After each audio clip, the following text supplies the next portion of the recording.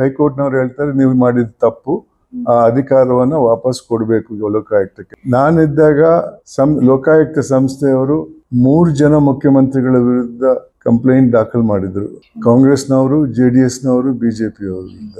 ಸುಮಾರು 7-8 ಮಂತ್ರಿಗಳ ವಿರುದ್ಧ ಕೂಡ FIR ದಾಖಲಾಗಿತ್ತು. ಇಂಡಿಯಾ ಅಗೇನ್ಸ್ಟ್ ಕರಪ್ಷನ್ ಇಂದ ಒಂದು ಪಾರ್ಟಿ ಬಂದದ್ದು ನೀವು ಎಲ್ರಿಗೂ ಗೊತ್ತಿರ್ಬೋದು, ಅದು ಆಪ್ ಅಂತ ಡೆಲ್ಲಿಯಲ್ಲಿದೆ ಅಂತ.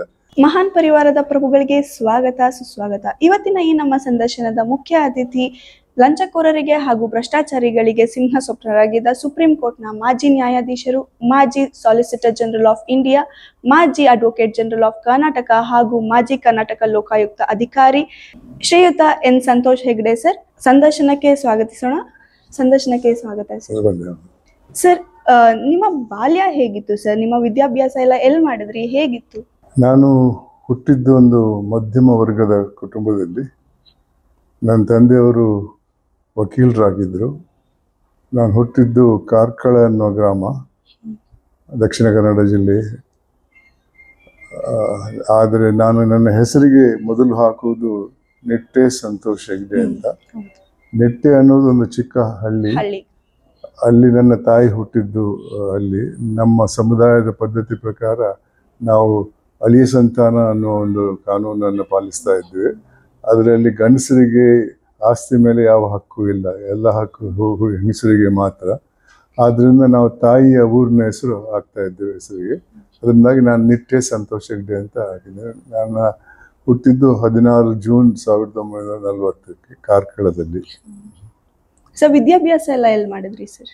ನಾನು 9 ತಿಂಗಳ ಮಗುವಾಗಿದ್ದಾಗ ನನ್ನ ತಂದೆಯವರು ಅವರ ವಕೀಲ್ ವೃತ್ತಿಯನ್ನ ಕಾರ್ಕಳದಿಂದ ಮಂಗಳೂರಿಗೆ ವರ್ಗಾಯಿಸಿದರು. ಅಲ್ಲಿ ನಾನು ಮೊದಲನೇ ಶಾಲೆ ಮಂಗಳೂರಲ್ಲೇ ಆಯಿತು. ಆವಾಗ 5th ಫಾರ್ಮ್ ಅಂತ ಇತ್ತು. 3ನೇ ಕ್ಲಾಸು, 4ನೇ ಕ್ಲಾಸು, 5ನೇ ಕ್ಲಾಸ್ ಆದಮೇಲೆ 6ನೇ ಕ್ಲಾಸಿಗೆ ಫಸ್ಟ್ ಫಾರ್ಮ್ ಅಂತ ಕರೀತಾ ಇದ್ರು. 7ನೇ class second form, 3rd form, ಹಾಗೆ 5th ಫಾರ್ಮ್ ಅಂದರೆ 1 ವರ್ಷ SSLCಗಿಂತ ಮೊದಲು ವರೆಗೆ ಅಲ್ಲಿ ಸೆಂಟ್ ಎಲೋಷಿಯಸ್ ಸ್ಕೂಲ್ ಮಂಗಳೂರಲ್ಲಿ ನಾನು ವಿದ್ಯಾಭ್ಯಾಸ ಮುಗಿಸಿದೆ. ಆಮೇಲೆ ಆವಾಗ SSLC ಅಂತ ಇತ್ತು. ಅದನ್ನು ಮದ್ರಾಸಲ್ಲಿ ಸೆಂಟ್ ಕ್ರಿಶ್ಚಿಯನ್ ಸ್ಕೂಲ್ ಮದ್ರಾಸಲ್ಲಿ ನಾನು SSLC ಮುಗಿಸಿದೆ. ತದನಂತರ ಈ ಭಾಷಾವಾರು ಪ್ರಾಂತ್ಯ ಆಯಿತು. ಆವಾಗ ದಕ್ಷಿಣ ಕನ್ನಡ ಜಿಲ್ಲೆ ಮೈಸೂರು ಪ್ರಾಂತ್ಯಕ್ಕೆ ಸೇರಿತು. ನನ್ನ ತಂದೆಯವರು ಪ್ರಾಕ್ಟೀಸನ್ನು ಬೆಂಗಳೂರಿಗೆ ವರ್ಗಾಯಿಸಿದರು. ಅಲ್ಲಿ ನಾನು ಸೆಂಟ್ ಜೋಸೆಫ್ಸ್ ಕಾಲೇಜಿಗೆ ಸೇರಿಕೊಂಡೆ. 2 ವರ್ಷ ಇಂಟರ್ಮೀಡಿಯೇಟಲ್ಲಿ ಮಾಡಿ, ಮತ್ತೆ ಅದಾದಮೇಲೆ 2 ವರ್ಷ BSc ಸೆಂಟ್ರಲ್ ಕಾಲೇಜ್ ಬೆಂಗಳೂರಲ್ಲಿ ಮಾಡಿದೆ. ತದನಂತರ ಲಾಗೆ ಸೇರಿಕೊಂಡೆ. ಬೆಂಗಳೂರು ಸರ್ಕಾರಿ ಲಾ ಕಾಲೇಜಲ್ಲಿ 2 ವರ್ಷ ಸೇರಿಕೊಂಡು ಡಿಗ್ರಿ ಮುಗಿಸಿದೆ. ತದನಂತರ ನನ್ನ ವಕೀಲ್ ವೃತ್ತಿಯನ್ನು ಶುರು ಮಾಡಿದೆ. ಸರ್, ಎಜುಕೇಶನ್ ವೈಸ್ ಅಂತ ಬಂದ್ರೆ ನೀವು ಲಾನೇ ಏನಕ್ಕೆ ಸೆಲೆಕ್ಟ್ ಮಾಡಿದ್ರಿ ಸರ್? ಈಗ ಸೈಂಟಿಸ್ಟ್ ಆಗ್ಬೋದಿತ್ತು, ಲೈಕ್ ನಿಮ್ಮ IQ ಲೆವೆಲ್ಗೆ ಸೈಂಟಿಸ್ಟ್, IAS, IPS ಆವಾಗ IAS, IPS ಜನರು ಹೋಗ್ತಾ ಇದ್ರು ಬಹಳ ಜನ. ಆದರೆ IT ಇರಲಿಲ್ಲ, ಸರಿಯಾಗಿರ್ಲಿಲ್ಲ. ಆವಾಗ ನನ್ನ ತಾಯಿಗೆ ನಾನು ಡಾಕ್ಟರ್ ಆಗ್ಬೇಕಂತ ಇಚ್ಛೆ ಇತ್ತು. ನಾನು ಆವಾಗ ಇಂಟರ್ಮೀಡಿಯೇಟ್ ಆದಮೇಲೆ ಡಾಕ್ಟರ್, ಇಂಜಿನಿಯರಿಂಗ್, ಪ್ರೊಫೆಷನಲ್ ಕೋರ್ಸ್ಗೆ ಹೋಗ್ಬೋದಿತ್ತು. ಆದರೆ ನನಗೆ ಆವಾಗ ಸೀಟ್ ಸಿಗಲಿಲ್ಲ. ಯಾಕೆಂದರೆ ನಾನು ಸೀನಿಯರ್ ಇಂಟರ್ಮೀಡಿಯೇಟ್ ಮುಗಿಸಿದಾಗ 1 year PUC ಇಂಟ್ರೊಡ್ಯೂಸ್ ಮಾಡಿದರು. ಅವರಿಗೂ ನಮಗೂ ಒಂದು ಇದಿತ್ತು, ಸೆಲೆಕ್ಷನ್ಗೆ ಕಾಂಪಿಟಿಷನ್ ಇತ್ತು. ಅದರಿಂದ ನನಗೆ ಸೀಟ್ ಸಿಗಲಿಲ್ಲ. BSc ಆದ ನಂತರ ನನಗೆ ಸೀಟ್ ಸಿಕ್ಕಿತ್ತು ಅಲ್ಲಿ ಮೆಡಿಕಲ್ ಕಾಲೇಜಲ್ಲಿ. ಅಲ್ಲಿ ಹೋಗಿ ಸೇರಿಕೊಂಡೆ. ಆದರೆ ಆವಾಗ MBBSಗಿಂತ ಮೊದಲು 1 ವರ್ಷ ಪ್ರೀ ಪ್ರೊಫೆಷನಲ್ ಕೋರ್ಸ್ ಅಂತ ಮಾಡಬೇಕಾಗಿತ್ತು. ಅಲ್ಲಿ ನಾನು ಹೋದಾಗ ನನಗೆ 20 ವರ್ಷ ಆಗಿತ್ತು. ನನ್ನ ಕ್ಲಾಸ್ಮೇಟ್ಸ್ಗೆಲ್ಲ 16 ವರ್ಷ ವಯಸ್ಸಿನವರು. ಯಾಕಂದರೆ ಅವರು ಸ್ಕೂಲಿಂದ 1 ವರ್ಷ PUC ಮಾಡಿ 1 ವರ್ಷ ಪ್ರೀ ಪ್ರೊಫೆಷನಲ್ ಕೋರ್ಸ್ಗೆ ಬರ್ತಾ ಇದ್ರು. ನಾನು 2 ವರ್ಷ ಇಂಟರ್ಮೀಡಿಯೇಟ್ ಮಾಡಿದೆ, 2 ವರ್ಷ BSc ಮಾಡಿದೆ. ತದನಂತರ ಓದಿದೆ. ನಂಗೆ ಸರಿ ಕಾಣಿಸ್ಲಿಲ್ಲ, ವಯಸ್ಸಲ್ಲಿ ಭಾಳ ವ್ಯತ್ಯಾಸ ಇದೆ. ನನ್ನ ಪೋಷಕರಿಗೆ ಹೇಳಿದೆ, ಇದು ನನಗೆ ಭಾಳ ಕಷ್ಟ ಆಗ್ತಿದೆ, ಮುಂದೆ ನನಗೆ ಮಾಡೋಕ್ಕೆ 5 ವರ್ಷ MBBS ಮಾಡಬೇಕು, ಆಮೇಲೆ ಪೋಸ್ಟ್ ಗ್ರಾಜುಯೇಷನ್ ಮಾಡಬೇಕು, ನನ್ನಿಂದ ಆಗಲ್ಲ ಅಂತ ಹೇಳಿದೆ. ತಂದೆಯವರು ಹೇಳಿದರು, ಅವಾಗ ಅವರು ಹೈಕೋರ್ಟ್ ನ್ಯಾಯಾಧೀಶರಾಗಿದ್ದರು. ಅವ್ರು ಹೇಳಿದರು, ನೀನು ಲಾ ನಮ್ಮ ಕುಟುಂಬದಲ್ಲಿ ಯಾರೂ ಲಾ ಮಾಡಿಲ್ಲ, ನೀನು ಲಾ ಮಾಡ್ಕೊ ಅಂತ ಹೇಳಿದರು. ಅದಕ್ಕೆ ನಾನು ಒಪ್ಕೊಂಡೆ. 2 ವರ್ಷ ಲಾ ಮಾಡಿದೆ ಮತ್ತೆ ಪ್ರಾಕ್ಟೀಸ್. ಅಂದ್ರೆ ಪೋಷಕರಿಗೋಸ್ಕರ ನೀವು ಲಾ ತಗೊಂಡಿದ್ದ ಸರ್, ಅಥವಾ ನಿಮ್ ಇಚ್ಛೆನೂ ಕೂಡ ಇಲ್ಲ, ನನಗೆ ಲಾಯರ್ ಆಗ್ಬೇಕಂದ್ರೆ ಯಾವ ಇಚ್ಛೆನೂ ಇರ್ಲಿಲ್ಲ. BSc ಆದ್ಮೇಲೆ ಯಾವ್ದಾದ್ರು ಕೆಲಸ ಹುಡ್ಕೋಣ ಅಂತ ಇತ್ತು. ಆವಾಗ ನಾನು ಕರ್ನಾಟಕ ರಾಜ್ಯ ಮತ್ತೆ ಕರ್ನಾಟಕ ವಿಶ್ವವಿದ್ಯಾನಿಲಯಗಳಲ್ಲಿ ಹಾಕಿಯಲ್ಲಿ ರೆಪ್ರೆಸೆಂಟ್ ಮಾಡ್ತಾ ಇದ್ದೆ. ಪ್ರೊಫೆಷನಲ್ ಹಾಕಿ ಪ್ಲೇಯರ್ ಆಗ್ಬೇಕಂತ ಇಚ್ಛೆ ಇತ್ತು, ಆದ್ರೆ ನನ್ನ ಹಣೆಬರಹದಲ್ಲಿ ಬರೆದಿರ್ಲಿಲ್ಲ. ಅದು ಲಾಯರ್ ಆದೆ. ಸರ್, 1947 ಆಗಸ್ಟ್ 15 ಭಾರತಕ್ಕೆ ಒಂದು ಐತಿಹಾಸಿಕ ದಿನ ಅಂತಾನೆ ಹೇಳ್ಬೋದು. ಬ್ರಿಟಿಷ್ ಧ್ವಜ ಇಳಿದು ಭಾರತದ ಧ್ವಜ ಮೇಲಕ್ಕೆ ಹಾರದಂತ ಕ್ಷಣನ ನೀವು ನೋಡಿದೀರಾ ಸರ್? ಅಂದ್ರೆ ಅದು ಆ ಟೈಮ್ ಪೀರಿಯಡ್ ಅಲ್ಲಿ ಹೇಗೆ? ನಾನು ಆವಾಗ ಮಂಗಳೂರಲ್ಲಿದ್ದೆ. ಆವತ್ತಿನ ದಿವಸ ಅಂದ್ರೆ 14 ಆಗಸ್ಟ್ 14 ನಡುರಾತ್ರಿ ನನ್ನ ಪೋಷಕರು ನನ್ನನ್ನು, ನನ್ನ ಅಣ್ಣ ಮತ್ತೆ ತಂಗಿಯರನ್ನ ಎಲ್ಲ ಕರ್ಕೊಂಡು ಮಂಗಳೂರಿನ ಮೈದಾನಿಗೆ ಕರ್ಕೊಂಡು ಹೋಗಿದ್ರು. ಅಲ್ಲಿ ಧ್ವಜಾರೋಹಣ ಆಗುವುದನ್ನು ನಾವು ಕಂಡು ನಡುರಾತ್ರಿಗೆ.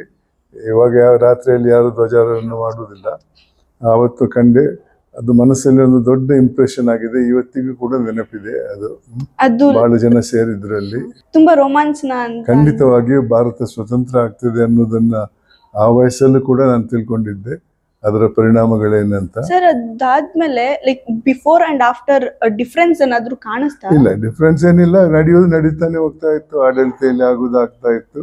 ಜನರು ಸಮಾಜದಲ್ಲಿ ಯಾವ ರೀತಿ ನಡೀತಾ ಇದ್ರು ಅದೇ ರೀತಿ ಮುಂದುವರಿತಾ ಇತ್ತು. ಆದ್ರೆ ಮನಸ್ಸಲ್ಲಿ ಒಂದು ಬದಲಾವಣೆ ಬಂತು. ಇವತ್ತು ನಾವು ಸ್ವತಂತ್ರರಾಗಿದ್ದೇವೆ. ಯಾರ ಇದರಲ್ಲಿ ಪರದೇಶಿಯರ ಅಡಿಯಲ್ಲಿ ಇಲ್ಲ ಅನ್ನೋದೊಂದು ಭಾವನೆ ಆ ವಯಸ್ಸಲ್ಲೂ ಕೂಡ ಬಂದಿತ್ತು. ನಿಮಗೆ ಫೀಲ್ ಆಗಿತ್ತಾ ಸರ್ ಯಾವಾಗಾದ್ರೂ ಬ್ರಿಟಿಷ್ ಕೈ ಕೆಳಗೆ ನಾವು ಇದೀವಿ ಆ ತರ ಏನಾದ್ರೂ ಇತ್ತಾ? ಇಲ್ಲ, ಹಿರಿಯರು ಹೇಳಿದ್ದನ್ನು ಕೇಳಿದ್ದೀವಿ ನಾವು. ನೀವು ನೋಡಿಲ್ಲ ಅಂದ್ರೆ ನಿಮ್ಮ ಊರಲ್ಲಿ ಎಲ್ಲ? ಇಲ್ಲ, ಅಂತ ಎಕ್ಸ್ಪೀರಿಯನ್ಸ್ ನನ್ಗಿರ್ಲಿಲ್ಲ. 1999ರಿಂದ 2005 ತನಕ ಸುಪ್ರೀಂ ಕೋರ್ಟ್ ಅಲ್ಲಿ ನ್ಯಾಯಾಧೀಶರ ಕೆಲಸ ಮಾಡಿದೀರಾ.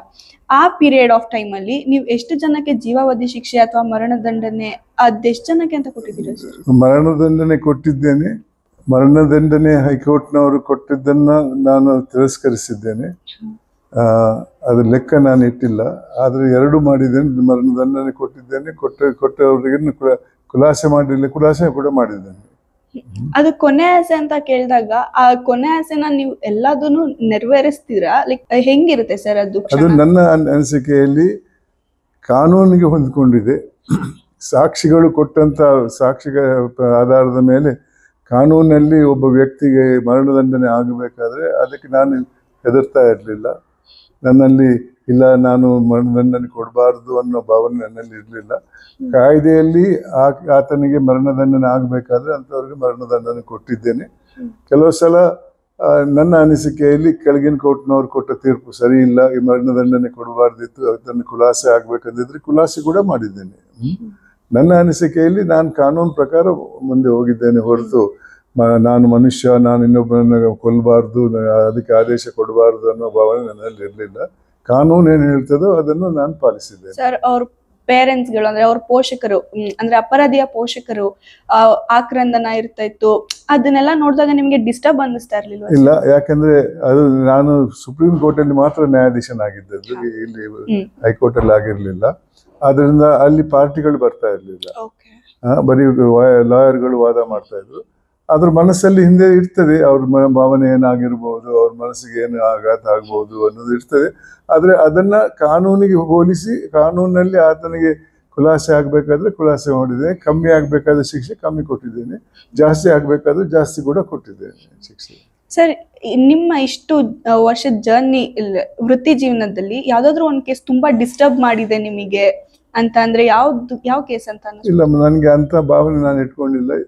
ಪ್ರತಿದಿನ ಯಾವತ್ತು ಯಾವ ಕೇಸ್ ಬಂದರೂ ಕೂಡ ಆ ಕೇಸಿಗೆ ಇರುವಂತ ಲಾಗು ಆಗುವಂತ ಕಾನೂನನ್ನ ಅಪ್ಲೈ ಮಾಡಿದ್ದೇನೆ. ಅದರಿಂದ ಆ ಲೆಕ್ಕ ಇಟ್ಟಿಲ್ಲ ನಾನು ಯಾವ್ದ್ರಲ್ಲಿ. ಸರ್, ಅಂದ್ರೆ ಹಂಗಂದ್ರೆ ನಿಮಗೆ ಅನ್ಸೇ ಇಲ್ವಾ, ಅಯ್ಯೋ ಈ ಕೇಸ್ ತುಂಬಾ ಕಾಂಪ್ಲಿಕೇಟೆಡ್ ಇದೆ? ಇರ್ಬಹುದು, ಕಾಂಪ್ಲಿಕೇಟೆಡ್ ಇದೆ. ಅಲ್ಲಿ ಒಂದು ಮಾತ್ರ ಸಂಶಯ ಬಂದ್ರೆ ಮನಸ್ಸಲ್ಲಿ ಈತ ಈ ಶಿಕ್ಷೆಗೆ ಅರ್ಹನಲ್ಲ ಅಂತ ಸಂಶಯ ಬಂದ್ರೆ ಅಲ್ಲಿ ಆ ಸಂಶಯದ ಲಾಭವನ್ನು ಆತನಿಗೆ ಕೊಟ್ಟಿದ್ದಿದೆ, ಡೌಟ್ ಬಂದಿದೆ. ಯಾಕಂದ್ರೆ ಇಂಥ ಶಿಕ್ಷೆ ಕೊಡುವಾಗ ನೀವು ಖಂಡಿತವಾಗಿಯೂ ಆತ ತಪ್ಪು ಮಾಡಿದ್ದಾನನ್ನೋ ಒಂದು ನಿರ್ಧಾರಕ್ಕೆ ಬರಬೇಕಾಗ್ತದೆ. ಅದರಲ್ಲಿ ಸ್ವಲ್ಪ ಕೂಡ ಸಂಶಯ ಇದ್ರೆ ಅದು benefit should go to the accused ಅಂತ ಕಾನೂನಿನಲ್ಲಿದೆ. Benefit of doubt should always go to the accused ಅಂತ. ಹೌದು ಸರ್. ದೆನ್ ಸಾಲಿಸಿಟರ್ ಜನರಲ್ ಆ ಹುದ್ದೆಗೂ ಹಾಗೂ ಅಡ್ವೊಕೇಟ್ ಜನರಲ್ ಇದಕ್ಕೆ ಡಿಫ್ರೆನ್ಸ್ ಏನು ಸರ್? ಈ ಎರಡು ಹುದ್ದೆಗಳಿಗೆ ಡಿಫ್ರೆನ್ಸ್ ಏನು? ರಾಜ್ಯದಲ್ಲಿ ಸರ್ಕಾರದ ಪರವಾಗಿ ವಾದ ಮಾಡುವ ಹಿರಿಯ ಲಾಯರ್ಗೆ ಅಡ್ವೊಕೇಟ್ ಜನರಲ್ ಅಂತ ಹೇಳ್ತಾರೆ. ಸರ್ಕಾರದ ಪರ ಅಂದ್ರೆ ಅದು ರಾಜ್ಯ ಸರ್ಕಾರದ ಪರ ಮಾತ್ರ, ಕೇಂದ್ರ ಸರ್ಕಾರದ ಪರವಾಗಿ ಅಲ್ಲ. ಕೇಂದ್ರದಲ್ಲಿ ಅಟಾರ್ನಿ ಜನರಲ್ ಅಂತ ನಂಬರ್ 1 ಹುದ್ದೆ ಇದೆ. ಅವರು ಕೇಂದ್ರ ಸರ್ಕಾರದ ಅತಿ ಹಿರಿಯ ಲಾಯರು. 2ನೇ lawyer solicitor general of India ಅಂತ. ಅವರು ಸರ್ಕಾರದ ಪರವಾದ ಲಾಯರ್ 2ನೇ ಅವರು. ಆ ಹುದ್ದೆಯನ್ನ ನಾನು 10 ತಿಂಗಳು ವಹಿಸಿದ್ದೇನೆ. ಆಮೇಲೆ ಸುಪ್ರೀಂ ಕೋರ್ಟಿಗೆ ಹೋಗಿದ್ದೇನೆ. ಸರ್, ಇದು ಅವಾಗ ಬರ್ಡನ್ ಅಂತ ಏನು ಅನ್ನಿಸ್ತಾ ಇರ್ಲಿಲ್ವಾ ಸರ್? ಬರ್ಡನ್ ಇತ್ತು, ಆದ್ರೆ ಅದನ್ನ ನಿಭಾಯಿಸಬೇಕಾಗ್ತದೆ. ಜೀವನದಲ್ಲಿ ಇಂಥ ಬರ್ಡನ್ಗಳು ಇದ್ದೇ ಇರ್ತದೆ, ಅದನ್ನ ಎದುರಿಸ್ಬೇಕು, ಮತ್ತೆ ಕಾನೂನು ಪರವಾಗಿ ಹೋಗ್ಬೇಕು. ಫ್ಯಾಮಿಲಿಗೆಲ್ಲ ಹೆಂಗ್ ಟೈಮ್ ಕೊಡ್ತಾ ಇದ್ರಿ ಸರ್ ನೀವು ಆ ಟೈಮ್? ಇಲ್ಲ, ನನಗೆ ಮಕ್ಕಳಿಲ್ಲ. ನಾನು ನನ್ನ ಹೆಂಡತಿ ಇಬ್ರು ಇವಾಗ ಮದುವೆ ಆಗಿ 54 ವರ್ಷ ಆಯ್ತು. ಸಮಯ ಇದ್ದಾಗೆಲ್ಲ ಅವಳ ಜೊತೆ ಇರ್ತೀನಿ, ಇಲ್ಲದಿದ್ರೆ ಬೇರೆ ಕಡೆ ಹೋಗ್ಬೇಕು ಹಾಕಿದ್ರೆ ಹೋಗ್ತಾ ಇರ್ತೇನೆ. ಇನ್ನು married life is continuing. Sir, Karnataka Lokayukta ಯಾವಾಗ ಶುರುವಾಯಿತು? ಅದ್ರಿಂದ ಕೆಲಸಗಳೇನು? ಆ ಕೆಲಸನ ಕರೆಕ್ಟ್ ಆಗಿ ಮಾಡ್ತಾ ಇದೆ, ನಿಷ್ಠೆಯಿಂದ ಮಾಡ್ತಾ ಇದೆ ಇವಾಗ ಸರ್? 1960ನೇ ಇಸ್ವಿಯಲ್ಲಿ ಭಾರತದ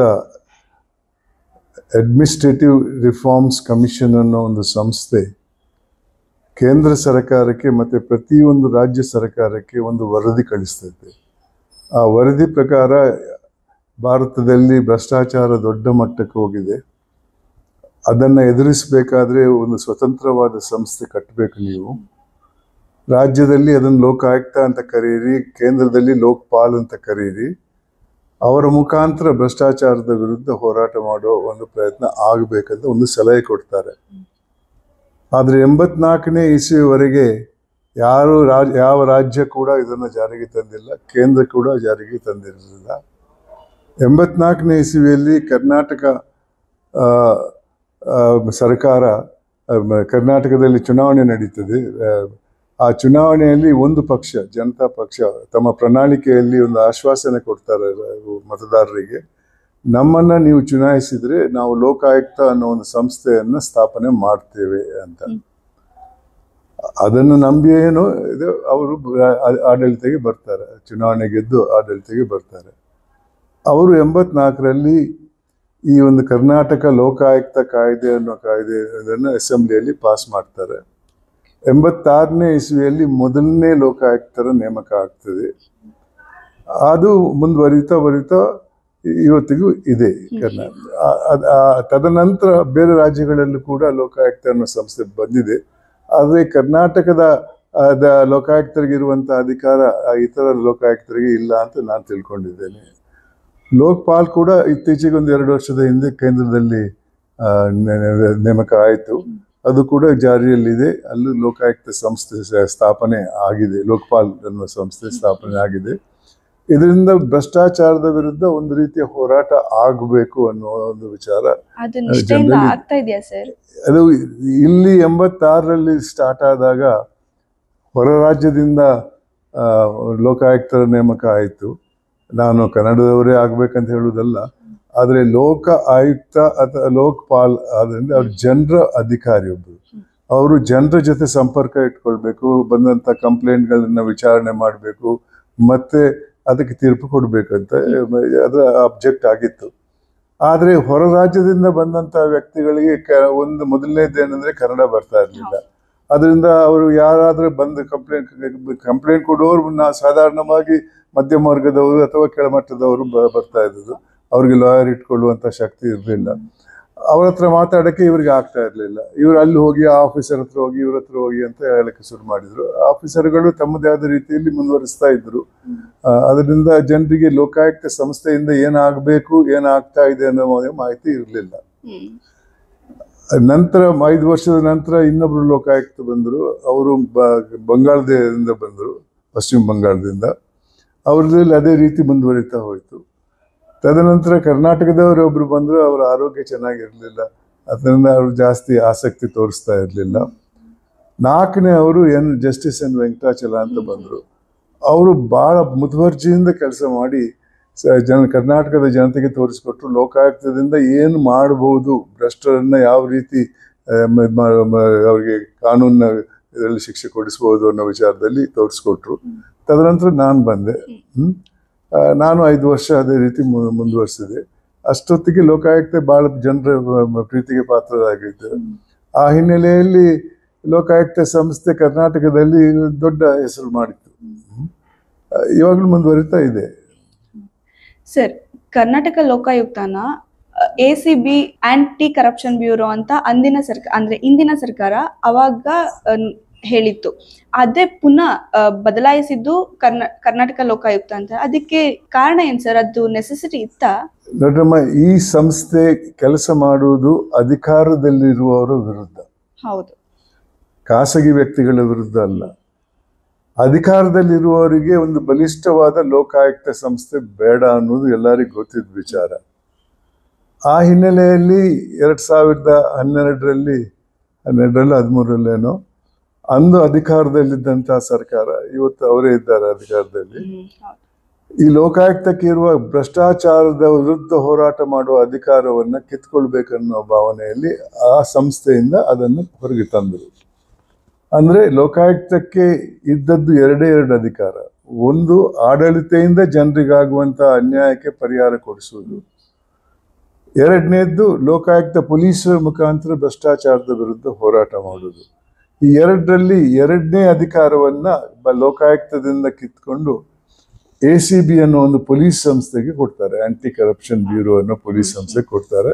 ಲೋಕಾಯುಕ್ತದಲ್ಲಿ ಉಳಿದದ್ದು ಒಂದೇ ಒಂದು ಅಧಿಕಾರ, ಆಡಳಿತೆಯಿಂದ ಜನರಿಗಾಗುವಂತ ಅನ್ಯಾಯಕ್ಕೆ ಪರಿಹಾರ ಕೊಡಿಸೋದು. ಅದರಲ್ಲಿ ಜೈಲಿಗೆ ಕಳಿಸುವ ಅಧಿಕಾರ ಬಹಳ ಕಮ್ಮಿ ಇತ್ತು. ಆ ಹಿನ್ನೆಲೆಯಲ್ಲಿ ಇದು ಗೊತ್ತಿದ್ದ ವಿಚಾರ. ACB ಏನ್ ಕೆಲಸ ಮಾಡ್ತದೆ, ಅದು ಆಡಳಿತ ಇರುವ ಪಕ್ಷದ ಕೈ ಕೆಳಗಡೆ ಕೆಲಸ ಮಾಡುವುದು. ಈ ಭ್ರಷ್ಟಾಚಾರದಲ್ಲಿ ತೊಡಗಿದವರೆಲ್ಲ ಆಡಳಿತೆಯಲ್ಲಿ ಇರುವವರು. ಅದರಿಂದ ತಮ್ಮ ಮೇಲೆ ತಾವೇ ಯಾಕೆ ಈ ಬ್ರಹ್ಮಾಸ್ತ್ರ ಕಳಿಸಬೇಕಂತ ಹಿನ್ನೆಲೆಯಲ್ಲಿ ಅದನ್ನು ತೆಗೆದುಬಿಟ್ಟು ಅವರ ಕೈ ಅಡಿಯಲ್ಲಿರುವ ಸಂಸ್ಥೆ ACB ಕೊಟ್ಟಿದ್ರು. ಅದರ ವಿರುದ್ಧ ಕೋರ್ಟಲ್ಲಿ ಕೇಸ್ ಫೈಲ್ ಆಗಿತ್ತು. 1 ವರ್ಷದ ಹಿಂದೆ ಹೈಕೋರ್ಟ್ನವ್ರು ಹೇಳ್ತಾರೆ, ನೀವು ಮಾಡಿದ ತಪ್ಪು, ಆ ಅಧಿಕಾರವನ್ನ ವಾಪಸ್ ಕೊಡಬೇಕು ಲೋಕಾಯುಕ್ತಕ್ಕೆ ಅಂತ. ಇವಾಗ ತಿರ್ಗಾ ಕೊಟ್ಟಿದ್ದಾರೆ ಆ ಅಧಿಕಾರ. ಅದರಿಂದ ಲೋಕಾಯುಕ್ತ ತಿರ್ಗಾ ಒಳ್ಳೆ ಕೆಲಸ ಮಾಡಬಹುದು, ಆದ್ರೆ ಮಾಡುವವರಲ್ಲಿ ಆಸಕ್ತಿ ಇರಬೇಕು. ಸರ್, ನೀವಾದ್ಮೇಲೆ ಇವಾಗ ಎಷ್ಟು ಲೋಕಾಯುಕ್ತರು ಬಂದಿದ್ದಾರೆ, ಎಷ್ಟು ನಿಷ್ಠೆಯಿಂದ ಕೆಲಸ ಮಾಡಿದ್ದಾರೆ ಸರ್? ನಾನು ಲೆಕ್ಕ ಹಾಕಿಲ್ಲಮ್ಮ.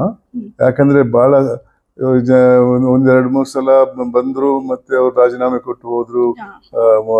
ಸಂಸ್ಥೆಯಲ್ಲಿ ಜಾಸ್ತಿ ಮುಂದುವರೆದಿರ್ಲಿಲ್ಲ. ಇವಾಗ ಬಂದವರು ಇದ್ದಾರೆ. ಆ ನಡುವೆ ಇನ್ನೊಬ್ರು ಬಂದ್ರು. ಅವ್ರ ವಿರುದ್ಧ ಭ್ರಷ್ಟಾಚಾರದ ಆರೋಪ ಅವ್ರ ವಿರುದ್ಧ, ಅವ್ರ ಮಗನ ವಿರುದ್ಧ ಕೂಡ ಇತ್ತು. ಅದರಿಂದ ಅವ್ರು ರಾಜೀನಾಮೆ ಕೊಡಬೇಕಾಗಿ ಬಂತು. ಇವಾಗ ಇದ್ದವರು ಕೆಲಸ ನಡೆಸ್ತಾ ಇದ್ದಾರೆ. ನೀವಿದ್ದಾಗ ಸರ್ ಎಷ್ಟು ಜನರಿಗೆ ಪ್ರಿಯರಾಗಿದ್ರಿ ನೀವು? ಅಷ್ಟು ನಿಷ್ಠೆಯಿಂದ ಕೆಲಸ ಮಾಡಿದ್ರಿ. ನಾನಿದ್ದಾಗ ಲೋಕಾಯುಕ್ತ ಸಂಸ್ಥೆಯವರು 3 ಜನ ಮುಖ್ಯಮಂತ್ರಿಗಳ ವಿರುದ್ಧ ಕಂಪ್ಲೇಂಟ್ ದಾಖಲು ಮಾಡಿದ್ರು. ಕಾಂಗ್ರೆಸ್ನವರು, JDSನವರು, BJPಯವರು ವಿರುದ್ಧ. ಸುಮಾರು 7-8 ಮಂತ್ರಿಗಳ ವಿರುದ್ಧ ಕೂಡ FIR ದಾಖಲಾಗಿತ್ತು. ಮತ್ತೆ ಹಲವಾರು ಅಧಿಕಾರಿಗಳ, ಬಹಳ ಎಲ್ಲ ಹಿರಿಯ ಅಧಿಕಾರಿಗಳ ಮೇಲೆ ನಾನು ಹೇಳೋದು. ಆ ಸಂಖ್ಯೆ ನನ್ನ ಹತ್ರ ಇಲ್ಲ, ಆದರೂ ನನ್ನ ಅನಿಸಿಕೆಯಲ್ಲಿ 100 ಜನಕ್ಕಿಂತ ಜಾಸ್ತಿ ಅಧಿಕಾರಿಗಳ ಮೇಲೆ ಕೇಸ್ ದಾಖಲು ಮಾಡಿದ್ದಾರೆ. ಅಂತಹ ಅಧಿಕಾರ ಲೋಕಾಯುಕ್ತಕ್ಕಿದೆ. ಅದನ್ನು ಸರಿಯಾಗಿ ಮುಂದುವರಿಸ್ಕೊಂಡು ಹೋಗ್ಬೇಕು. ಆವಾಗ ಅಧಿಕಾರಿಗಳಲ್ಲಿ ಸ್ವಲ್ಪ ಹೆದರಿಕೆ ಬರ್ತದೆ. ಆ ಹೆದರಿಕೆ ಇದ್ರೆ ತಾನೇ ಇದು ಈ ಭ್ರಷ್ಟಾಚಾರದ ಕೇಸ್ಗಳು ಕಮ್ಮಿ ಆಗ್ತದೆ. ಸರ್, ನೀವು ತೀರ್ಪು ಕೊಡ್ತಾ ಇದ್ರಲ್ವಾ, ಸುಪ್ರೀಂ ಕೋರ್ಟ್ ಜಡ್ಜ್ ಆಗಿ ನ್ಯಾಯಾಧೀಶರ ಕೆಲಸ ಮಾಡಿದ್ರಿ. ಅಷ್ಟು ತೀರ್ಪುಗಳಲ್ಲಿ 100 ತೀರ್ಪುಗಳು ಕೊಟ್ಟಿದ್ದೀರಾ ಸರ್ ನೀವು. ಅಷ್ಟು ತೀರ್ಪುಗಳಲ್ಲಿ ನಾನು ಈ ತೀರ್ಪು ಕೊಟ್ಟಿದ್ ನನ್ ಸರಿ ಅಂತ ಮನಸ್ ತೃಪ್ತಿ ಅಂತ ಅನ್ಸಿದ್ದು ಯಾವ ತೀರ್ಪಿಗೆ? ಎಲ್ಲ ವಿದ್ಯಮಾನದಲ್ಲಿ ಒಂದು ಕೇಸು ಒಬ್ಬ ಹಿರಿಯ ರಾಜಕಾರಣಿ ವಿರುದ್ಧ ಇತ್ತು. ಆ ಕೇಸಲ್ಲಿ ಆತ ಬಹಳ ಪವರ್ಫುಲ್ ಪೊಲಿಟಿಷಿಯನ್ ಆಗಿದೆ. ಆತನ ರಾಜ್ಯ ಸರ್ಕಾರ ಆತನಿಗೆ ಸಪೋರ್ಟ್ ಮಾಡ್ತಾ ಇತ್ತು. ಜೈಲಲ್ಲಿದ್ರು ಕೂಡ ಯಾವಾಗ ಬೇಕಾದ್ರೂ ಹೊರಗೆ ಹೋಗೋಕೆ ಬಿಡ್ತಾ ಇದ್ರು. ಅಲ್ಲಿ ಜೈಲಲ್ಲಿ ಪಾರ್ಟಿ ಕೊಡೋಕೆ ಬಿಡ್ತಾ ಇದ್ರು. ಇದೆಲ್ಲ ಮಾಡ್ತಾ ಇದ್ರು. ಅದನ್ನ ಒಬ್ರು ನನ್ನ ಕಂಪ್ಲೇಂಟ್ ಕೊಟ್ಟರು ಈ ರೀತಿ ಆಗಿದೆ ಅಂತ. ನಾನು ಅದನ್ನು ವಿಚಾರಣೆ ಮಾಡಿಬಿಟ್ಟು ಆತನ ವಿರುದ್ಧ ತೀರ್ಪು ಕೊಟ್ಟು ಆತನನ್ನ ಜೈಲಿಗೆ ತಗೊಂಡು ಡೆಲ್ಲಿ ತಿಹಾರ್ ಜೈಲಲ್ಲಿ ಇಡಬೇಕು, ಪಟ್ನಾ ಜೈಲಲ್ಲಿ ಇಡಬಾರ್ದು. ಯಾಕಂದ್ರೆ ಪಟ್ನಾ ಜೈಲಲ್ಲಿ ಇಟ್ಟರೆ ಅವ್ರಿಗೆ ಇಷ್ಟ ಬಂದಂಗೆ ಹೋಗ್ಬೇಕು ಬರೋಕ್ಕೆ ಬಿಡ್ತಾ ಇದ್ರು ಅಂತ. ಆ ತೀರ್ಪು ನನಗೆ ಬಹಳ ಮನಸ್ಸಿಗೆ ಸಮಾಧಾನ ತಂದಿದೆ. ಸರ್, ಕರಪ್ಷನ್ ಮೂಮೆಂಟ್ ಅಂತ ಆಯ್ತು ಸರ್. ಅಣ್ಣಾ ಹಜಾರೆ ಅವ್ರ ಜೊತೆ ನೀವು ಕೈ ಜೋಡಿಸಿದ್ರಿ, ಬೆಂಬಲ ಕೊಟ್ರಿ ಅವ್ರಿಗೆ. ಬೆಂಬಲ ಕೊಡಕ್ಕೆ ರೀಸನ್ ಏನು ಸರ್? ಕಾರಣ ಏನಾಗಿತ್ತು? ನಾನು ನ್ಯಾಯಾಧೀಶನಾಗಿದ್ದಾಗ, ಅದಕ್ಕಿಂತ ಮೊದಲು ಕೂಡ ವಕೀಲನಾಗಿದ್ದಾಗ ಕೂಡ ಬಹಳಷ್ಟು ಅನ್ಯಾಯವನ್ನ ಕಂಡೆ. ಅದು ಕೂಡ ಆಡಳಿತೆಯಿಂದ ಜನರಿಗಾಗುವಂಥ ಅನ್ಯಾಯವನ್ನ ಕಂಡೆ. ಇದಕ್ಕೆ ಆದಷ್ಟು ಇದ್ರ ವಿರುದ್ಧ ಹೋರಾಟ ಮಾಡಬೇಕನ್ನೋ ಇಚ್ಛೆ ನನ್ನಲ್ಲಿತ್ತು. ನಿವೃತ್ತನಾದ ನಂತರ ನಾನು ಅಡ್ಮಿನಿಸ್ಟ್ರೇಟಿವ್ ಒಂದು ಇದರಲ್ಲಿ ಟೆಲಿಕಮ್ಯುನಿಕೇಶನ್ ಡಿಸ್ಪ್ಯೂಟ್ಸ್ ಅಪೆಲೇಟ್ ಟ್ರೈಬ್ಯುನಲ್ ಅನ್ನೋ ಸಂಸ್ಥೆಯಲ್ಲಿ ಅದರ ಅಧ್ಯಕ್ಷನಾಗಿದ್ದೆ. ಆವಾಗ ಲೋಕಾಯುಕ್ತದಲ್ಲಿ ಹುದ್ದೆ ಖಾಲಿಯಾಗಿತ್ತು. ಅಂದಿನ ಮುಖ್ಯಮಂತ್ರಿಗಳು ನನ್ನನ್ನು ಲೋಕಾಯುಕ್ತಕ್ಕೆ ಬರ್ತೀರಾ ಅಂತ ಕೇಳಿದ್ರು. ನನಗೂ ಭಾಳ ಖುಷಿಯಾಗಿತ್ತು. ಯಾಕೆಂದರೆ ಈ ಕಾಯ್ದೆ ಬಗ್ಗೆ ನನಗೆ ಮಾಹಿತಿ ಇತ್ತು. ಈ ಕಾಯ್ದೆ ಜಾರಿಗೆ ಬರುವಾಗ ಅದು ಅಸೆಂಬ್ಲಿಯಲ್ಲಿ ಚರ್ಚೆ ಆಗುವಾಗ ನಾನು ಇಲ್ಲಿ ಅಡ್ವೊಕೇಟ್ ಜನರಲ್ ಆಗಿದ್ದೆ. ಅದರಿಂದಾಗಿ ಕಾಯ್ದೆ ಎಫೆಕ್ಟ್ ಏನಂತ ನಂಗೆ ಗೊತ್ತಿತ್ತು. ಆ ಹುದ್ದೆಗೆ ಬಂದು ನನಗೂ ಕೂಡ ಮನಸ್ಸಿತ್ತು, ಬಂದೆ ಆ ಹುದ್ದೆಗೆ. 2006ರಲ್ಲಿ ಬಂದು 2011ರವರೆಗೆ ಇದ್ದೆ ಈ ಹುದ್ದೆಯಲ್ಲಿ. ನನಗೆ ಈ ಹುದ್ದೆಯಲ್ಲಿ ಕೆಲಸ ಮಾಡಿದ ಇದು ಬಹಳ ತೃಪ್ತಿ ತಂದಿದೆ. ಸರ್, ಅಣ್ಣಾ ಹಜಾರೆ ಅವ್ರ ಜೊತೆ ನಾನು ಅಲ್ಲಿ ಲೋಕಾಯುಕ್ತದಿಂದ ನಿವೃತ್ತನಾದ ನಂತರ ಅಣ್ಣಾ ಹಜಾರೆ ಅವರು ಇಂಡಿಯಾ ಅಗೇನ್ಸ್ಟ್ ಕರಪ್ಷನ್ ಅನ್ನೋ ಒಂದು ಮೂವ್ಮೆಂಟ್ ಅನ್ನು ಸ್ಟಾರ್ಟ್ ಮಾಡಿದ್ರು. ಆ ಮೂಮೆಂಟ್ ಅಲ್ಲಿ ನನ್ನನ್ನು ಕಾಂಟ್ಯಾಕ್ಟ್ ಮಾಡಿ ಸಂಪರ್ಕ ಮಾಡಿಬಿಟ್ಟು ನೀವು ನಮ್ಮ ಜೊತೆ ಬರ್ಬೇಕಂತ. ನನಗೆ ಒಂದು ಸಂಶಯ ಇತ್ತು, ಏನಂದ್ರೆ ಯಾವುದೇ ಒಬ್ಬ ನ್ಯಾಯಾಧೀಶ, ಹಿಂದೆ ಹೈಕೋರ್ಟ್ ನ್ಯಾಯಾಧೀಶ ಅಥವಾ ಸುಪ್ರೀಂ ಕೋರ್ಟ್ ನ್ಯಾಯಾಧೀಶ ಬೀದಿಗೆ ಇಳಿದಿರಲಿಲ್ಲ. ಯಾವುದೇ ಒಂದು ಪ್ರೊಟೆಸ್ಟಿಗಾಗಿ ಯಾವುದಕ್ಕಾದ್ರೂ ಇಳಿದಿರಲಿಲ್ಲ. ನಾನು ಹೋಗುದು ಸರಿಯೇ ತಪ್ಪು ಅನ್ನೋ ವಿಚಾರದಲ್ಲಿ. ಆದರೆ ನನ್ನ ಮನಸ್ಸಲ್ಲಿ ಭ್ರಷ್ಟಾಚಾರದ ವಿರುದ್ಧ ಹೋರಾಟ ಆಗಬೇಕು, ಈ ಹೋರಾಟ ಅಖಿಲ ಭಾರತ ಹೋರಾಟ ಆಗಬೇಕು ಅನ್ನೋ ಹಿನ್ನೆಲೆ ಒಂದು ಭಾವನೆ ಇದ್ದುದರಿಂದ ನಾನು ಏನೇ ಆಗಲಿ ನಾನು ಸೇರ್ತೇನೆ ಅಂತ ಅದ್ರ ಜೊತೆ ಸೇರಿಕೊಂಡೆ. ಭಾರತದ ಮೂಲೆ ಮೂಲೆಗೂ ಹೋಗಿದ್ದೇನೆ. ನನ್ನ ಲೋಕಾಯುಕ್ತದ ಅನುಭವಗಳನ್ನು ಜನರ ಜೊತೆ ಹಂಚಿಕೊಂಡಿದ್ದೇನೆ. ಅವ್ರ ಜೊತೆ ಸುಮಾರು 2-3 ವರ್ಷ ಅವ್ರ ಜೊತೆ ಇದ್ದೆ. ತದನಂತರ ಅದೊಂದು ರಾಜಕೀಯ ಪಕ್ಷ ಆಗಿ ಬದಲಾವಣೆ ಆಯಿತು, ಇಂಡಿಯಾ ಅಗೇನ್ಸ್ಟ್ ಕರಪ್ಷನ್. ಆವಾಗ ನಾನು ಹೇಳಿದೆ ನಾನು ಇನ್ನು ಮುಂದುವರಿಯಲ್ಲ ಅಂತ ಹೇಳಿ ರಾಜೀನಾಮೆ ಕೊಟ್ಟು ಬಂದೆ. ಸರ್, ಅದು ಕರಪ್ಷನ್ ಮೂವ್ಮೆಂಟ್ ಏನಿದೆ ಅದರಲ್ಲಿ ಕೆಲಸ ಮಾಡಿದಂತ ಅದಕ್ಕೆ ಬೆಂಬಲ ಕೊಟ್ಟಂತ ತುಂಬಾ ಜನರು ಇವಾಗ ಅದೇ ಭ್ರಷ್ಟಾಚಾರ ರಾಜಕೀಯಕ್ಕೆ ಇಳಿದಿದ್ದಾರೆ ಸರ್. ಇದ್ರ ಬಗ್ಗೆ ನಿಮ್ಮ ಅನಿಸಿಕೆ ಏನು ಸರ್? ಇವತ್ತು ರಾಜಕೀಯ ಅನ್ನೋದು ಒಂದು ವೃತ್ತಿಯಾಗಿದೆ. ಅದರಲ್ಲಿ ಬರುವಂತ ಆದಾಯ ಇನ್ಯಾವುದ್ರಲ್ಲೂ ಇಲ್ಲ ಅಷ್ಟು ಆದಾಯ. ಅದಕ್ಕಾಗಿ ಜನರು ನೇರವಾಗಿ ರಾಜಕೀಯಕ್ಕೆ ಸೇರುವುದಕ್ಕಿಂತ ಮೊದಲು ಸ್ವಲ್ಪ ಹೆಸರು ಮಾಡಬೇಕು, ನಾವು ಯಾರು ಏನು ಅಂತ ಅನ್ನೋದ್ರಲ್ಲಿ ಬೇರೆ ಬೇರೆ ಸಂಸ್ಥೆಗಳಿಗೆ ಸೇರ್ತಾರೆ. ಆ ಸಂಸ್ಥೆ ಸ್ವಲ್ಪ ಹೆಸರುವಾಸಿ ಆದಾಗ ಆ ಸಂಸ್ಥೆಯನ್ನೇ ಬದಲಾಯಿಸುವ ಪ್ರಯತ್ನ ಮಾಡಿಬಿಟ್ಟು ಒಂದು ರಾಜಕೀಯ ಪಕ್ಷವಾಗಿ ಮಾಡ್ತಾರೆ. ಅಥವಾ ಆ ಸಂಸ್ಥೆಯಿಂದ ಹೊರಬಂದು ಒಂದು ಹೊಸ ಪಾರ್ಟಿ ಕಟ್ತಾರೆ. ಅದಕ್ಕೆ ಫಾಲೋವರ್ಸ್ ಅವ್ರನ್ನ ಕರ್ಕೊಂಡೋಗಿ ಅಲ್ಲಿ ಹೋಗಿ ರಾಜಕೀಯಕ್ಕೆ ಹೋಗ್ತಾರೆ. ಅದು ಇವತ್ತು ಡೆಲ್ಲಿಯಲ್ಲಿ ಆಗೋದು ನಾವು ಕಾಣ್ತಾ ಇದ್ದೇವೆ. ಅಂದ್ರೆ ಅವರು ನಿಜವಾಗ್ಲೂ ಭ್ರಷ್ಟಾಚಾರದ ವಿರುದ್ಧ ಹೋರಾಟ ಮಾಡಕ್ಕೆ ಬಂದವರಲ್ಲ. ಯಾವುದೇ ಒಂದು ಮೂಮೆಂಟ್ನ ಮುಖಾಂತರ ಸ್ವಲ್ಪ ಪಬ್ಲಿಕ್ಕಿಗೆ ತಾವು ಯಾರಂತ ಗುರುತಿಸಿದ್ರೆ ಮತ್ತೆ ಅದರ ಲಾಭವನ್ನ ರಾಜಕೀಯಕ್ಕೆ ತರಬಹುದು ಅನ್ನೋ ಒಂದು ಭಾವನೆ ಇದೆ. ಇವತ್ತು ಬಹಳಷ್ಟು ಜನರು ಅದನ್ನೇ ಮಾಡ್ತಾ ಇದ್ದಾರೆ. ಅದೇ ರೀತಿಯಲ್ಲಿ ಇಂಡಿಯಾ ಅಗೇನ್ಸ್ಟ್ ಕರಪ್ಷನ್ ಇಂದ ಒಂದು ಪಾರ್ಟಿ ಬಂದದ್ದು ನಿಮ್ಗೆ ಎಲ್ರಿಗೂ ಗೊತ್ತಿರ್ಬೋದು, ಅದು ಆಪ್ ಅಂತ ಡೆಲ್ಲಿಯಲ್ಲಿ ಇದೆ ಅಂತ. ಅಲ್ಲಿ ಆಗ್ತಾ ಇರೋದು ನಾವು ಓದ್ತಾ ಇರ್ತೇವೆ ಪೇಪರಲ್ಲಿ. ಮುಖ್ಯಮಂತ್ರಿಗಳು, ಉಪಮುಖ್ಯಮಂತ್ರಿಗಳು ಎಲ್ಲ ಜೈಲಿಗೆ ಹೋದವರು. ಆ ಹಿನ್ನೆಲೆಯಲ್ಲಿ ನನಗೆ ಕಾಣಿಸ್ತದೆ ಇವತ್ತು ಬಹಳಷ್ಟು ಜನ ರಾಜಕೀಯಕ್ಕೆ ಸೇರಕ್ಕೆ ಮೊದಲನೇ ಹೆಜ್ಜೆಯಾಗಿ ಬೇರೆ ಸಂಸ್ಥೆಗೆ ಸೇರ್ತಾರೆ. ಆ ಸಂಸ್ಥೆ ಸ್ವಲ್ಪ ಹೆಸರುವಾಸಿ ಆದಾಗ ಅದು ಬಿಟ್ಟು ಅಲ್ಲಿಗೆ ಹೋಗ್ತಾರೆ. ಅವರಿಗೆ ಪ್ರಾಮಾಣಿಕತೆ ಬಗ್ಗೆ ಏನು ಇದಿಲ್ಲ, ಯೋಚನೆ ಇಲ್ಲ. ಅವರು ಬರುವುದೇ ರಾಜಕೀಯದಲ್ಲಿ ಹಣ ಮಾಡಬೇಕು ಅನ್ನೋ ಕಾರಣಕ್ಕಾಗಿ ಬರ್ತಾ ಇದ್ದಾರೆ. ಇದು ಎಲ್ಲ ಕಡೆ ನಡೀತಾ ಇದೆ ಇವತ್ತು. ಸರ್, ಇಷ್ಟು ವರ್ಷಗಳೆಲ್ಲ ಕೆಲಸಗಳು ತುಂಬಾ ಚೆನ್ನಾಗಿ ಮಾಡಿದ್ದೀರಾ ಸರ್. ಇದೆಲ್ಲ ನಿಮ್ಗೆ ಅನ್ನಿಸ್ದಾಗ ನನ್ ಚೆನ್ನಾಗಿ ಮಾಡಿದ್ದೀನಿ, ನನ್ನ ಜನರಿಗೆ ನ್ಯಾಯ ಕೊಟ್ಟಿದ್ದೀನಿ ಅಂತ ನಿಮ್ಗೆ ಫೀಲ್ ಇದೆಯಾ ಸರ್? ಖಂಡಿತ. ಇಲ್ಲದೇ ಇದ್ರೆ ನಾನು ಇದಕ್ಕೆ ಅದರಲ್ಲಿ ನಾನು ಸಂಭಾವನೆ ಮಾಡಿ ಬಂದದ್ದಲ್ಲ. ನನಗೆ ಆವಾಗಲೇ ನಾನು ಆರ್ಬಿಟ್ರೇಷನ್ ಏನಾದರೂ ಮಾಡ್ಬೋದಿತ್ತು. ಅದರಲ್ಲಿ ಬಹಳಷ್ಟು ಆದಾಯ ಇದೆ. ತದನಂತರ ನಾನು ಮಾಡಿದ್ದೇನೆ.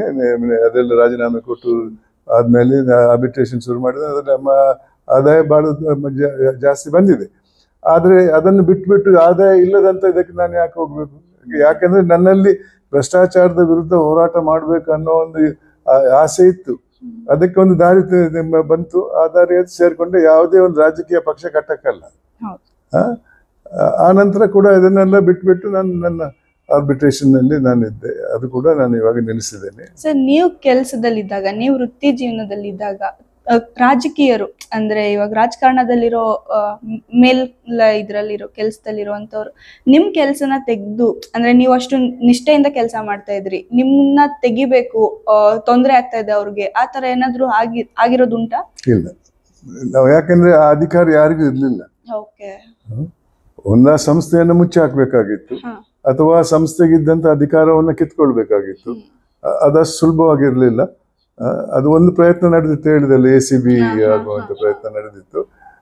ಅದು ತದನಂತರ ಏನು ನಡೆದಿಲ್ಲ ಅಂತ ಹೇಳಿ ನನ್ನ ಕಾಲದಲ್ಲೂ ಆಗಿಲ್ಲ. ಜೀಪ್ ಹಗರಣ ಅಂತ 50ನೇ ದಶಕದಲ್ಲಿ ಒಂದು ಹಗರಣ ಬಯಲಿಗೆ ಬಂತು. ಅದರಲ್ಲಿ ಅಧಿಕಾರದಲ್ಲಿದ್ದ ಕೆಲವರು 52 ಲಕ್ಷ ರೂಪಾಯಿ ಕೊಳ್ಳೆ ಹೊಡೆದ್ರು.